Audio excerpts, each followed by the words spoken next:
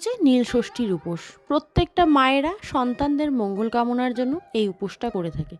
আমিও আজকে এই উপোসটা করেছি আমার সন্তান দিয়ানের মঙ্গল কামনার জন্য। তাই দেখো, প্রথমে আমি ঘরে আগে পুজো দিয়ে নেব, তারপর চলে যাব মন্দিরে পুজো দিতে। এই পুজোটা ঠিক অনেকটাই কিন্তু শিবরাত্রির মতোই হয়, কিন্তু একটু আলাদা এই পুজোতে। আর এই পুজোটা হচ্ছে সবাই করতে পারে না, যাদের সন্তান আছে তারাই একমাত্র নীলষষ্ঠীর উপোস করে। তো দেখো, যার যে কটা সন্তান সে কটা সন্তানের নামে হচ্ছে ঘিয়ের বাতি দিতে হয় শিব ঠাকুরের সামনে। আমার তো একটাই সন্তান, তাই আমি একটাই ঘিয়ের বাতি জ্বালালাম। তো আমার কিন্তু ঘরে পুজো হয়ে গেছে। তারপর দিয়ানকেও আমি স্নান করিয়ে নিয়ে এসে একটু জল ঢালিয়ে নিলাম। আর আমি একদম রেডি হয়ে গেছি মন্দিরে যাওয়ার জন্য।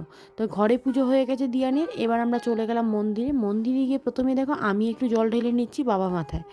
এই পুজোতে কিন্তু দুটো জিনিস মাস্ট লাগবে, সেটা হচ্ছে এক হচ্ছে নীল, যেহেতু নীল ষষ্ঠীর উপোস তাই নীলকণ্ঠ ফুল কিন্তু অবশ্যই লাগবে।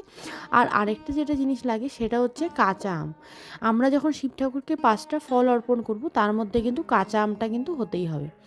আর সন্তানের নামে ঘিয়ের বাতি দিতে হয়। আমার পুজো হয়ে গেছে, তারপর দিয়ানকেও একটু জল ঢালিয়ে নিলাম। দিয়ান কিন্তু শিব ঠাকুরের খুব ভক্ত, শিবের মাথায় জল ঢালতেও ভীষণ ভালোবাসে। তারপর এখানেও দেখো আমি একটা ঘিয়ের বাতি জ্বালিয়ে দিলাম, বাড়িতে একটা ঘিয়ের বাতি জ্বালিয়ে এসেছিলাম আর এখানে একটা জ্বালিয়ে দিলাম। ঘিয়ের বাতি দিয়ে আরতি করে নিলাম, তারপর ধূপকাঠি দিয়ে আরতি করলাম, সবশেষে প্রণাম করে শেষ করলাম আমার মিনি ব্লগ।